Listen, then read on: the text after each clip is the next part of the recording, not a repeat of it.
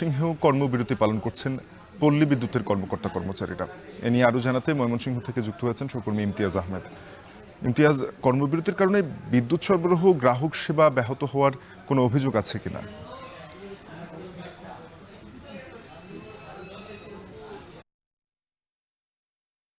শাফিন, কিছুক্ষণ আগে একজন নারীর সঙ্গে কথা হচ্ছিল। তিনি তার পরিবারের বিদ্যুৎ বিলটি প্রদান করতে এসেছিলেন। তিনি যেটা জানাচ্ছিলেন আমাকে যে প্রথম মাসে ৬০০ টাকা, পরের মাসে ৯০০ টাকা, পরের মাসে ২৯০০ টাকার মতো তার বিদ্যুৎ বিল হয়েছে। সুতরাং ভুতুরে বিদ্যুৎ বিল এবং খুব যে গ্রাহক সেবা তিনি পাচ্ছেন, এবং সেখান থেকে তাকে জানিয়েছে যে তার মিটারের ভিডিওটা যেন এখানে নিয়ে আসে। সুতরাং এই যে একটা গ্রাহক সেবা যে খুব ভালো পাচ্ছে তা কিন্তু নয়। আমি এই ময়মনসিংহ পল্লী বিদ্যুৎ ৩ সদর দপ্তরে রয়েছি। এখানে বেশ কয়েকটি ফ্লোর আমি ঘুরিয়ে দেখেছি। সেখানে কম্পিউটারে ডাটা এন্ট্রির কাজগুলো চলছে, ক্যাশ কাউন্টারে বিল নেওয়ার কাজ চলছে, ওয়ার্কশপে কাজ চলছে। সমস্ত কাজ কিন্তু তারা সচল রেখে কর্মবিরতিতে রয়েছে। লাইনম্যান যারা রয়েছে তারা মাঠে রয়েছেন।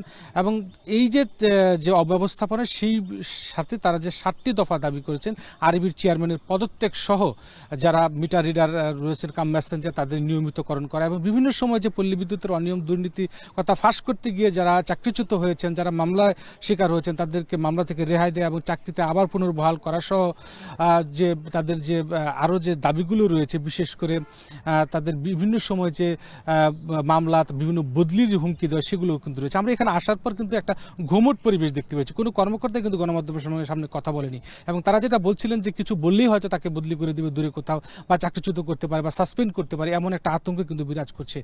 সুতরাং যারা ইঞ্জিনিয়ারিং সেক্টরে ছিল তারাও বলছেন যে আগের থেকে অনেক নিম্নমানের মালামাল এখানে কিন্তু নিয়ে আসা হচ্ছে। যে ট্রান্সফরমারগুলো একসময় 8-10 বছর পর্যন্ত চলতো, সেগুলো দেখা গেছে 6 মাস, 1 বছর, 3 বছরের মধ্যে কিন্তু সেগুলো নষ্ট হয়ে যাচ্ছে। ট্রান্সফরমার ফুয়েলগুলোর ক্ষেত্রে বিভিন্ন অনিয়ম হচ্ছে।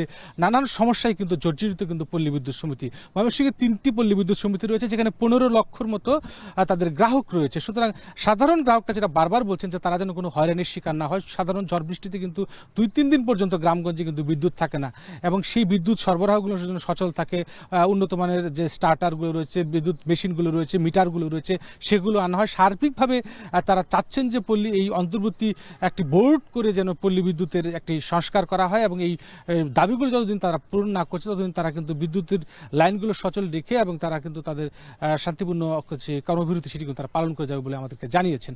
সব মিলিয়ে এই ছিল ময়মনসিংহ থেকে পল্লী বিদ্যুৎ সমিতির কর্মবিরতির সর্বশেষ খবর আমার কাছে। শাফিন।